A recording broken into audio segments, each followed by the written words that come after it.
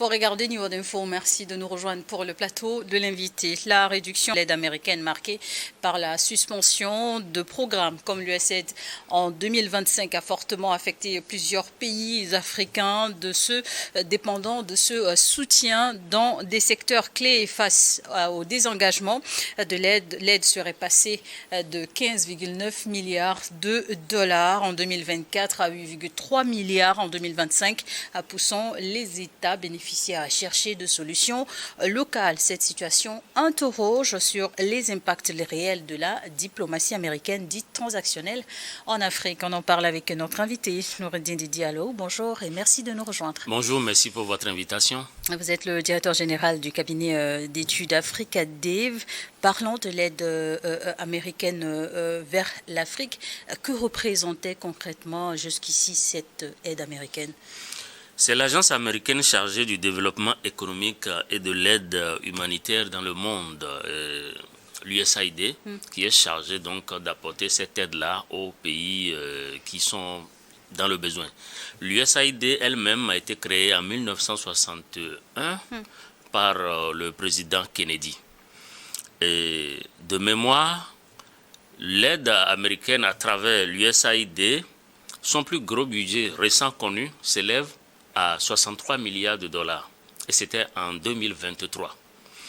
En 2024 déjà, Donald Trump avait commencé déjà les coupures budgétaires jusqu'à finalement en 2025 où l'USAID, en juillet précisément, elle-même a été dissoute. Et donc en 2024, l'USAID avait un budget d'approximativement, vous l'avez rappelé, 15 milliards, mais c'est précisément 12 milliards 7 de dollars. Et puis dans cette enveloppe, pour l'Afrique bien entendu, et ça représentait justement, je parle là de l'Afrique, ça représentait 31% de l'aide étrangère américaine au total. Et donc ce budget va essentiellement dans l'aide humanitaire. L'aide humanitaire, nous parlons toujours de l'Afrique là, qui bénéficiait en 2024 de 6 milliards 6 de dollars. Et cette aide est allée essentiellement dans l'assistance d'urgence et dans le secours humanitaire. Et puis 40% justement de ce montant est allé essentiellement, du montant global de l'USAID est allé effectivement à l'Ukraine. Comme quoi, pour vous dire que même l'aide apportée par les Américains à l'Ukraine fait partie donc de l'USAID. Et sur le continent africain, quels étaient les secteurs clés qui bénéficiaient donc de ces enveloppes ? Oui, absolument. Nous avons la santé, nous avons la croissance économique, nous avons l'aide à la démocratie et à la gouvernance, nous avons le secteur de la paix et de la sécurité qui a bénéficié aussi de 5%. Et puis il y a aussi des secteurs comme l'éducation et les services sociaux de base. Donc, et puis les pays qui en ont bénéficié, aussi bizarre que ça puisse paraître, vous pouvez trouver un pays malgré sa taille et sa densité, comme le Nigeria qui a bénéficié de 2 milliards 3 en 2024, de l'Afrique du Sud. On ne s'attendait pas quand même à avoir ces pays. Mais l'Afrique du Sud, vous comprenez, avec leur situation en matière de VIH-Sida, ils avaient besoin donc de travailler à la sensibilisation et aussi aux médicaments antirétroviraux. Donc, et puis le Soudan, des pays comme le Soudan, l'Éthiopie, sont vraiment les pays qui bénéficient essentiellement de cette aide. Et les bureaux de USAID donc sur le continent dans plusieurs pays donc ont fermé les portes depuis donc l'arrivée de Donald Trump au pouvoir. Son deuxième mandat, justement son retour au pouvoir aux États-Unis est quelquefois qualifié d'électrochoc. Mais en quoi ce retour aux affaires a profondément affecté les relations entre Washington et le continent?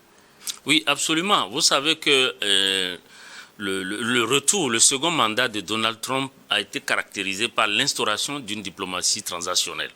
Et en dépit d'une diplomatie qui apportait simplement de l'assistance. Est-ce que vous voyez? Donc, effectivement, pour des pays qui sont habitués à recevoir simplement de l'aide, évidemment que cette nouvelle forme de diplomatie les met forcément à l'aise, encore qu'ils ne se sont pas en tant que tels préparés à cette situation. Donc effectivement, oui, vous avez bien choisi le mot, c'est un cataclysme pour les pays qui bénéficiaient effectivement de cette aide sous le deuxième mandat de Donald Trump. Mais justement, vous l'avez mentionné, on parle aujourd'hui de diplomatie plus transactionnelle, mais que faut-il comprendre exactement? Oui, la diplomatie transactionnelle, c'est une diplomatie en réalité qui est très simple, mais qui est fondée sur les échanges concrets. C'est-à-dire que c'est une diplomatie qui est axée sur l'échange, sur des ententes autour des transactions. Ça peut être minier, ça peut être économique, en tout cas de toutes les formes. Donc c'est une forme de gagnant-gagnant, c'est-à-dire on est amis, mais on n'est pas simplement amis, on est amis autour de quelque chose. Et à l'avance, chaque partie connaît ce qu'il gagne, les coûts, etc. Donc c'est une diplomatie qui est claire, qui est fondée, pas sur de l'abstrait, mais sur du concret. Et quelquefois, c'est dérangeant, évidemment. L'USAID donc a longtemps été un secteur central, un acteur central du développement en Afrique subsaharienne notamment. Mais cette rupture brusque, quels ont été les impacts réels dans les médias? Oui, effectivement, dans certains pays tels que l'Afrique du Sud, évidemment, beaucoup d'experts s'accordent à dire que les vrais impacts vont commencer par se sentir réellement au-delà de 5 ans.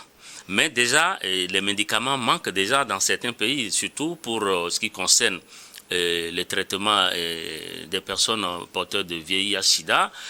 En RDC, par exemple, il y a déjà l'urgence en matière déjà de certaines maladies, telles que par exemple la tuberculose, les maladies infantiles, et les maladies liées à la reproduction.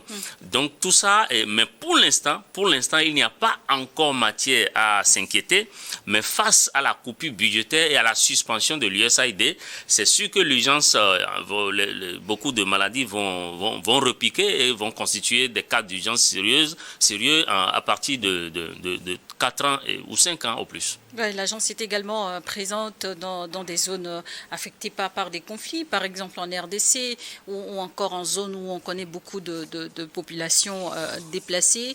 La RDC où la situation est encore aujourd'hui préoccupante. Et quelles sont alors les traces de ces impacts?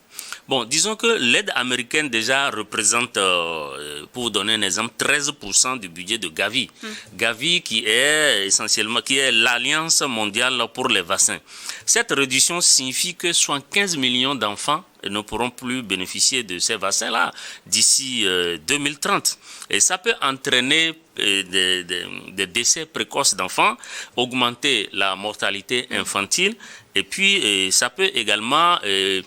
vous savez que cette aide américaine permet aussi de travailler sur des situations comme la contraception. Et donc, s'il n'y a plus de médicaments pour la contraception, ça veut dire que les grossesses non désirées vont exploser certainement sur le continent africain notamment, et que ça va augmenter le taux de natalité. Donc, et ça aussi, c'est entre parenthèses, ce n'est pas forcément mauvais. Les enfants constituent, si on arrive à prendre soin d'eux, à les nourrir, et à les éduquer, c'est une force terrible, c'est des moteurs de développement, ce n'est pas forcément mauvais. Et dans les pays non concernés, quelles sont les mesures locales prises en compte? Non, ce qu'il faut dire très sincèrement, c'est que pour les pays qui sont travailleurs, qui arrivent à prévoir, qui arrivent à anticiper, ceci est une excellente opportunité pour redoubler d'efforts et se prendre totalement en charge. Parce qu'en réalité, il n'est pas normal que... Durant tout ce temps, depuis, je l'ai rappelé tout à l'heure, 1961-63, que l'USAID est créé, qu'il y a des pays africains qui sont tout simplement abonnés, qui sont au sérum là-bas et qui, effectivement, bénéficient de cette aide. Donc, et vous savez que quand quelqu'un vous donne de l'aide, eh bien, vous êtes soumis à ces déshydratats parce qu'il peut vous imposer des choses. Et ce n'est pas pour rien du tout que l'USAID, en donnant justement cette aide-là, arrive à influencer les programmes scolaires, par exemple. Vous savez que l'USAID, dans certains pays, a dicté sa loi en matière du choix de programmes scolaires, en matière de livres qui seront lus, en matière de choix de santé. Donc, vraiment, c'est en réalité... L'USAID, qui est cette agence américaine chargée de donner l'aide, c'est aussi quelque part un instrument d'influence parce que l'USAID est inspiré du plan Marshall de 1947 à 1952. C'est le plan qui a permis à l'Europe de se reconstruire après la Deuxième Guerre mondiale. Donc, l'USAID est inspiré directement de ce plan et son objectif n'est pas, contrairement à ce qu'on fait croire aux gens, de les aider. Non, c'est pour étendre effectivement l'influence américaine sur beaucoup de pays en rivalisant justement la Russie. Et la stratégie American First, c'est la politique donc de Donald Trump. Même sur place aux États-Unis, il avait mis fin lors de son premier mandat au programme Obamacare sur le plan de la santé. Mais comment justement ces stratégies, cette nouvelle posture devrait inspirer les États africains dans la mise en œuvre de leur politique de développement? Non, en réalité, c'est seulement les Africains qui ne comprennent pas souvent qu'ils doivent faire passer leur pays, leur continent en premier dans toutes les transactions, dans vous toutes les négociations. Vous l'avez souligné que dans ces stratégies de Donald Trump, il y a une opportunité. Bien sûr, il y a une opportunité. C'est vrai que dans un premier temps, ça peut, à première vue, ça peut être interprété comme une difficulté, une nouvelle difficulté, un nouveau défi en face desquels les pays africains se retrouvent. Mais dans la réalité, ces difficultés sont une excellente occasion pour les pays africains de se replier sur eux-mêmes et de s'inspirer et de se saisir en réalité des richesses dont ils disposent pour pouvoir se prendre en charge. Le problème de l'Afrique en réalité, ce n'est pas le manque de ressources. L'Afrique a beaucoup de ressources. La difficulté, le talon d'Achille, si vous voulez, du continent africain, c'est la mauvaise gouvernance et c'est aussi la corruption. Donc si l'Afrique se décide, les pays africains se réveillent et décident effectivement d'abord de bien gérer ce dont ils disposent déjà, ce serait déjà un grand pas. Mais au moment où les problèmes persistent encore sur le terrain, comment réinventer alors la roue? Ah, mais écoutez, le développement, c'est une question de choix. C'est une question de vision et c'est une question de management et de leadership. Donc, face à ça, il faut qu'il y ait un nouveau leadership. D'abord dans les pays eux-mêmes et ensuite à l'échelle continentale, il faut un nouveau leadership en matière par exemple de santé, d'éducation, etc. Et je sais qu'il y a beaucoup de pays qui commencent véritablement à réfléchir. Vous prenez un pays comme le Sénégal, vous prenez un pays comme le Mali, vous prenez un pays comme le Niger où les gens ont décidé de réunir les historiens nationaux pour réécrire l'histoire du pays et permettre, parce que jusque-là, l'histoire du Niger qui a été, et pas seulement le Niger, je parle de beaucoup de pays, qui est racontée, enseignée aux enfants dans les écoles, c'est l'histoire qui est racontée, écrite par des gens qui ne sont pas des nationaux. Donc ça, déjà, l'histoire est déjà mal racontée à ce niveau. Donc il nous appartient à nous, à nos historiens, de refaire notre histoire et de savoir le contenu qu'on veut y mettre et qu'est-ce qu'on raconte à nos enfants en tant que notre histoire à nous. Parce que n'oubliez pas que l'histoire que vous racontez à vos enfants, cette histoire permet à l'enfant de se réveiller, d'avoir une vision et d'avoir une projection et ça forge sa personnalité. Donc je crois que c'est une très bonne chose, c'est une excellente occasion pour les pays africains de se saisir de ce défi extraordinaire pour se réinventer. Ce n'est pas impossible, c'est juste une question de vision, de leadership et de management. Et comment se réapproprier aujourd'hui cette identité africaine dans un monde aujourd'hui très, très changeant? Mais vous voyez, nous avons un outil assez extraordinaire aujourd'hui qui est l'Internet, les réseaux sociaux. Vous prenez la jeunesse de tous les pays africains pratiquement aujourd'hui, beaucoup passent pratiquement plus de la moitié de 24 heures à suivre les réseaux sociaux. Donc c'est un moyen extraordinaire. C'est là-bas qu'il faut aller les accueillir, c'est là-bas qu'il faut aller leur injecter. Parce que beaucoup de jeunes aujourd'hui africains apprennent sur Internet, apprennent sur les réseaux sociaux. C'est là-bas qu'il faut aller leur dispenser peut-être leur histoire. D'abord, l'histoire, il faut la réécrire. Il faut la réécrire et mettre un contenu, enfin, disons, catalyseur, dynamiteur, qui leur permette de se saisir et de comprendre qu'en réalité, autour d'eux, ils ont tout ce qu'il faut pour avancer. Donc, je pense que l'Afrique n'a pas besoin d'aide. Ce dont l'Afrique a besoin, c'est la formation pour la jeunesse, c'est l'innovation, c'est la vision, c'est le leadership et surtout le management.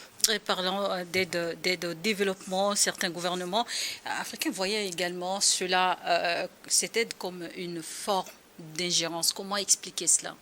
Oui, mais justement, c'est une forme d'ingérence parce que si vous prenez par exemple le cas des LGBT, vous prenez, je vous parlais de ceux qui sont, enfin, de la nouvelle forme d'homosexualité ou de l'homosexualité tout court qui envahit maintenant le continent et qui est très développée dans certaines capitales. On ne citera pas les noms ici. Et savez-vous que des pays, enfin des institutions comme le FMI arrive à priver certains pays africains de financement simplement parce que ces pays ont criminalisé dans leurs lois sur le plan national l'homosexualité. Mais l'USAID ne l'a pas fait directement. L'USAID, ça a été un peu moins, mais quand même à partir de 2023, justement, l'USAID avait adopté une charte qui permettait en réalité de réduire son aide aux pays, effectivement, qui ont criminalisé l'homosexualité. Mais il y avait la question des droits de l'homme également. Oui, la question des droits de l'homme, d'accord, mais justement, c'est dans ce package, c'est dans cette enveloppe-là que on met également l'homosexualité. En réalité, de quoi il s'agit? Pour être plus clair, c'est que, comme je l'ai dit, l'influence américaine, elle n'était pas que politique, elle était aussi morale, si vous voulez, et culturelle.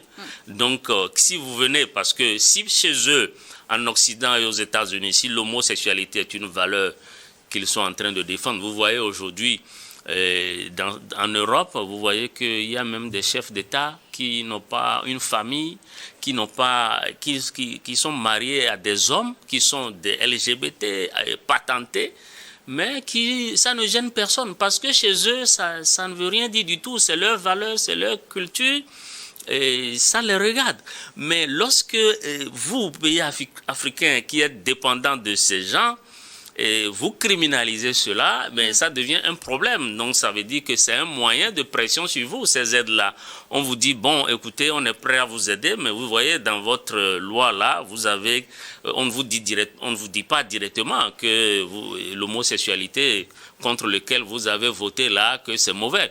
On vous dit tout simplement, on vous parle de droits de l'homme. Et c'est dans ça qu'on insinue insidieusement qu'on met l'affaire des LGBT pour dire que c'est des personnes qui ont aussi le droit. Or, c'est des choses qui sont contre nature chez nous, qui sont totalement, ne répondent absolument à rien du tout dans notre culture, dans notre moralité et dans notre éducation que nous avons surtout envie de transmettre à nos enfants.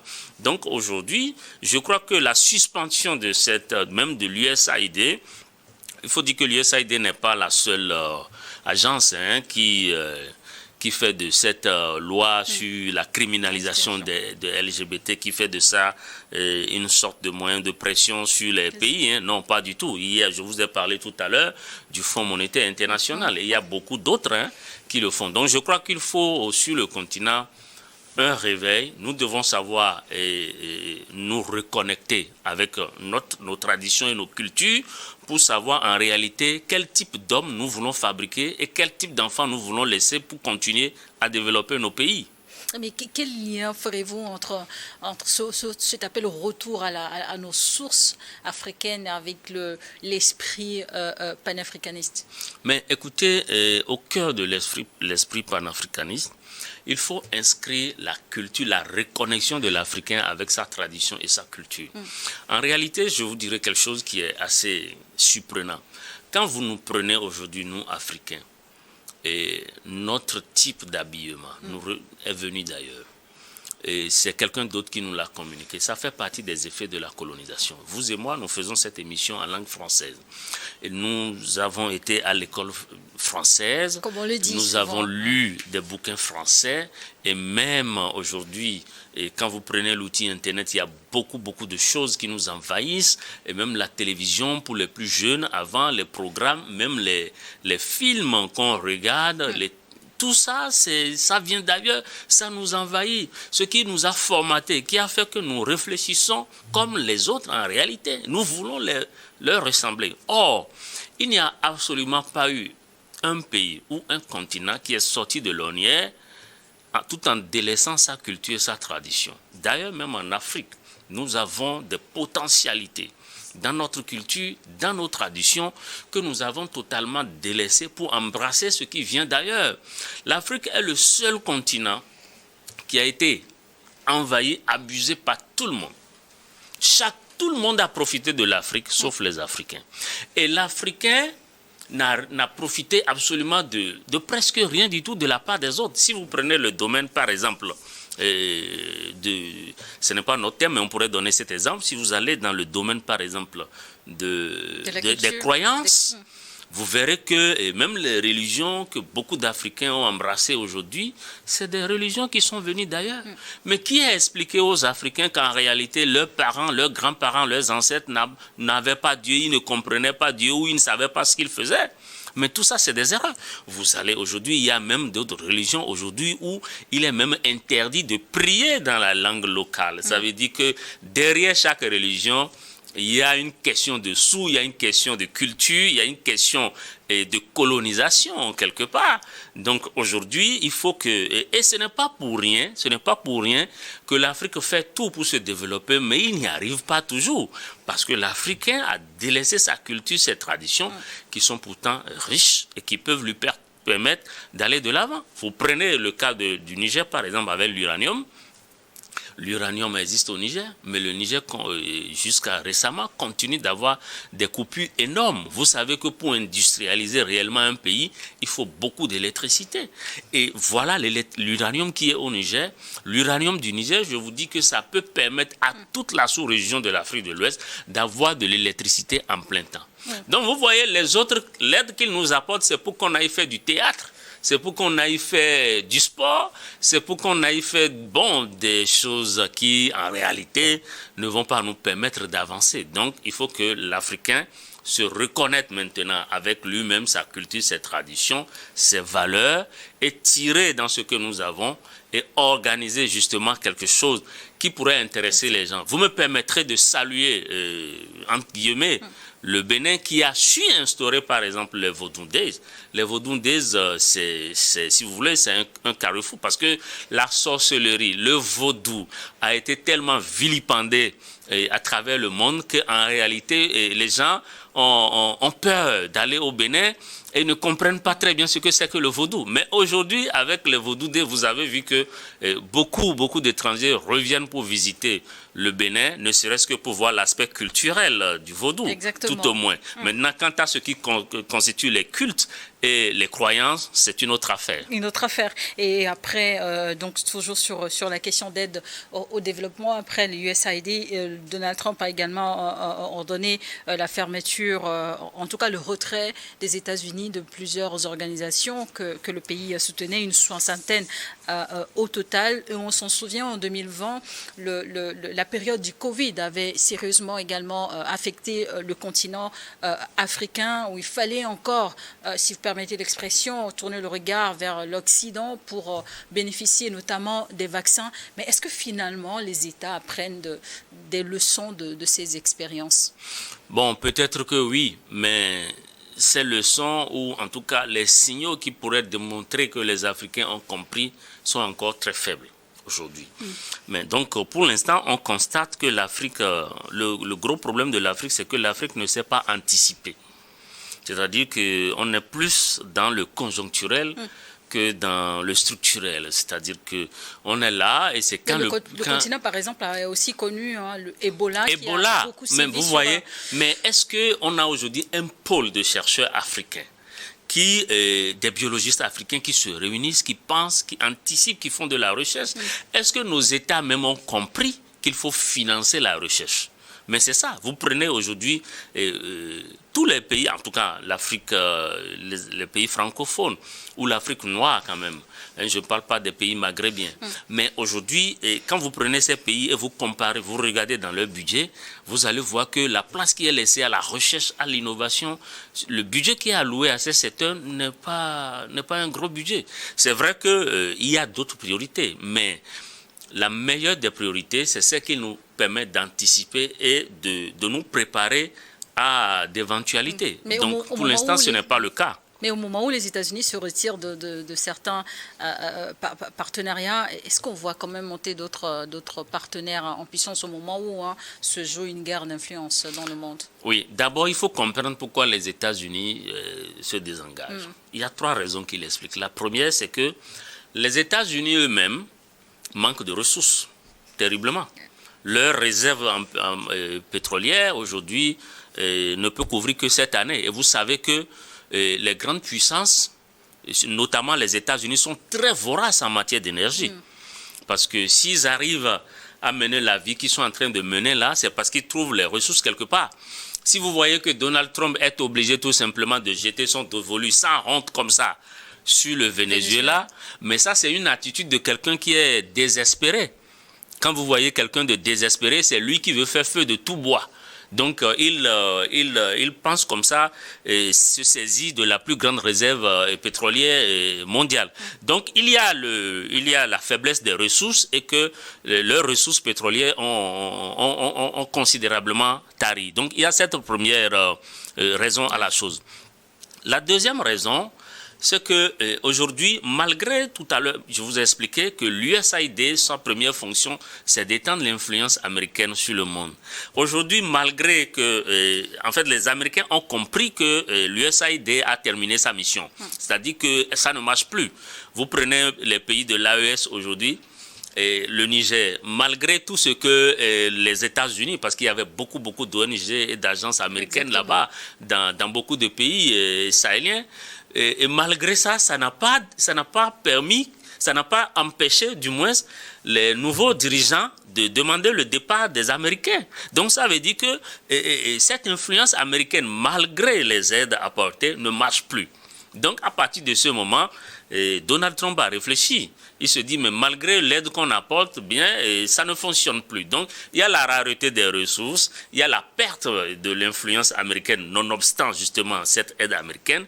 Et puis, il y a un nouvel ordre mondial qui a commencé par se dessiner avec justement les Chinois qui sont venus et qui sont des rivaux sérieux pour les États-Unis aujourd'hui.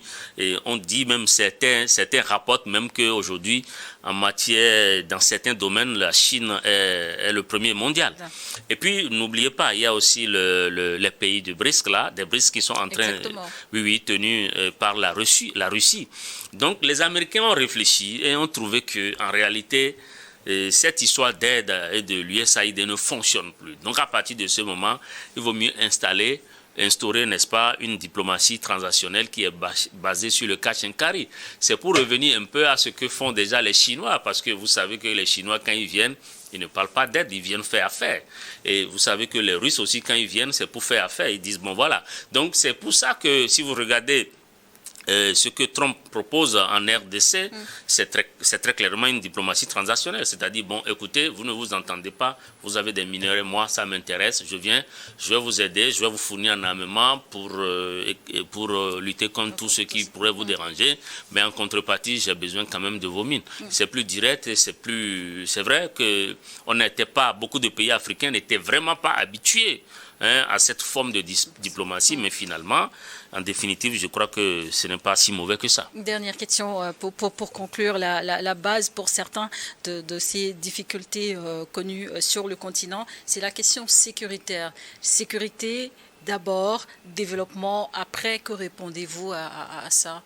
Oui, c'est clair qu'on ne peut pas faire du développement sans être en sécurité. Donc, c'est pour ça que la question de la sécurité aujourd'hui, c'est le fer de lance de toute politique de développement.